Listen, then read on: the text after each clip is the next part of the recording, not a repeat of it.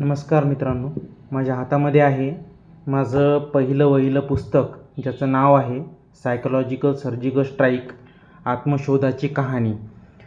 हे पुस्तक लिहिण्यासाठी मला राधा रायटिंग अँड पब्लिकेशन सर्व्हिसेसने फार मदत केली. त्याबद्दल मी त्यांचा मनापासून आभारी आहे. सर्वात महत्त्वाचं म्हणजे मला एक साधारण व्यक्तीपासून एक लेखक बनविलं, त्यासाठी मी त्यांचा आभारी आहे. वाचक वर्गाने माझं पुस्तक का वाचावं याबद्दल सांगायचं झालं तर अनुक्रमणिका मी तुम्हाला सांगतो. त्यामध्ये परिचय आहे. पहिला जो चॅप्टर आहे, पहिला जो धडा आहे तो आहे परिचय, स्वप्न, ध्येय आणि आत्मचरित्राची सुरुवात. आता बऱ्याच जणांना वाटेल की पुस्तक म्हणजे कदाचित फक्त आत्मचरित्र असावं, तर तसं नाही आहे मित्रांनो. ही माझी संपूर्ण जीवन कहाणी तर आहेच, परंतु ही शॉर्टमध्ये आहे, ज्याचा पार्ट 2 कदाचित येऊ शकतो. परंतु हा पहिला पार्ट जो आहे तो मी तुमच्यासाठी या पुस्तकाद्वारे तुमच्या समोर उभा टाकला आहे. तो म्हणजे सायकोलॉजिकल सर्जिकल स्ट्राईक आत्मशोधाची कहाणी. तो तुम्ही प्रत्येकाने वाचावा. परिचयमध्ये माझा परिचय आहे, माझे स्वप्न, मी काय बघितले होते, माझं ध्येय काय आहे आणि आत्मचरित्राची सुरुवात आहे त्यामध्ये. दुसरा आहे स्मृतीतील त्या पवित्र दिवसांचा ठसा, हे सुद्धा त्याचाच एक भाग येतो. त्यानंतर आहे स्वप्नांच्या वाटेवर.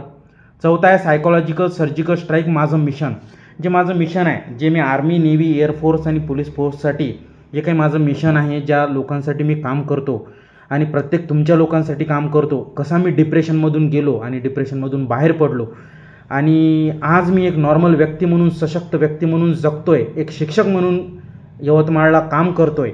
तर याची सर्व कहाणी तुम्ही येथे बघत आहात, बघसाल आणि वाचसाल अशी मला अपेक्षा आहे. त्यानंतर आहे माझा जन्म आणि जीवनातील संघर्ष.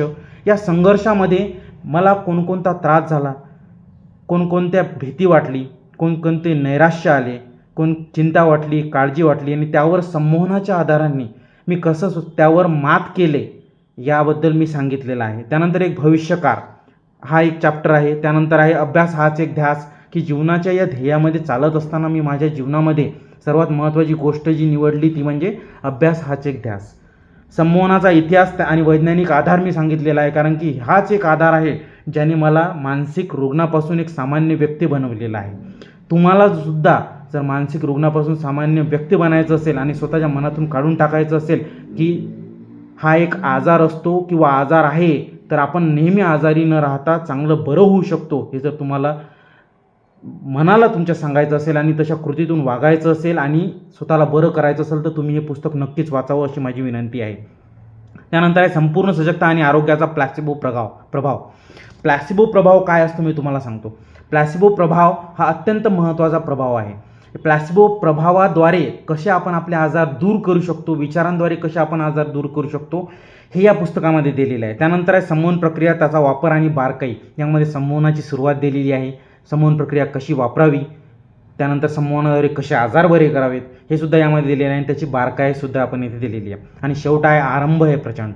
शेवटचा हा तो जो पाठ आहे तो आहे आरंभ आहे प्रचंड. तर शेवटी एकच वाक्य बोलतो की भीड़ की ख्वाहिशों में रहता हूँ, सागर हूँ मैं सागर की तरफ बहता हूँ. धन्यवाद. पुस्तक नक्कीच विकत घ्या, वाचा. हा माझा पुस्तकाबद्दलचा रिव्ह्यू आहे. त्यामध्ये आणखीन एक महत्त्वाची गोष्ट सांगू इच्छितो शेवटी, की जर तुम्हाला जगातील सर्वात पॉवरफुल व्यक्ती जर बनायचं असेल तर मी यामध्ये LTO फॉर्म्युला वापरलेला आहे. LTO फॉर्म्युला म्हणजे काय, तर L for listen, T for think and O for observation. If you want to become a powerful person in the room, then you have to listen, think and observe. तुम्ही ऐकायला पाहिजे, विचार करायला पाहिजे आणि निरीक्षण करायला पाहिजे. कमीत कमी बोललं पाहिजे, जास्तीत जास्त ऐकलं पाहिजे आणि जिथं जे बोलायला पाहिजे तेच बोलायला पाहिजे. तरच तुम्ही किंवा मी या मानसिक आजाराच्या विळख्यातून बाहेर पडू शकतो आणि स्वतःचं अस्तित्व आपल्या पायावर उभं राहून या आभाळाला सुद्धा गवसणी घालू शकतो. धन्यवाद. नमस्कार.